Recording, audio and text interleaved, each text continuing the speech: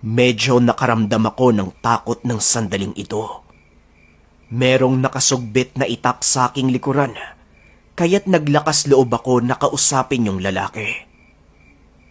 Magandang araw ho sa inyo. Meron ba kayong kailangan? Kanina pa kayo nakatayo dyan eh. Lumihis ng tingin yung lalaki.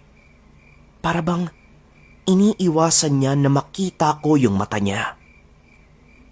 Wala naman. Pasensya ka na. Umalis na pala yung dating nakatira dito.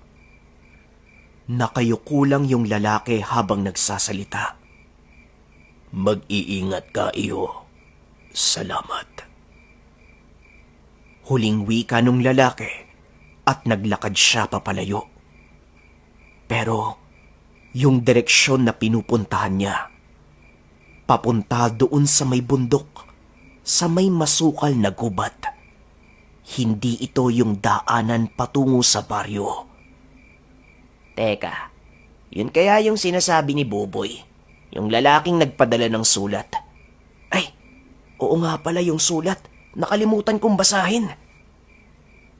Dali-dali akong tumakbo sa loob upang tignan kung ano yung laman ng sulat. Dito na tumigil yung mundo ko. Dahil ang nakalagay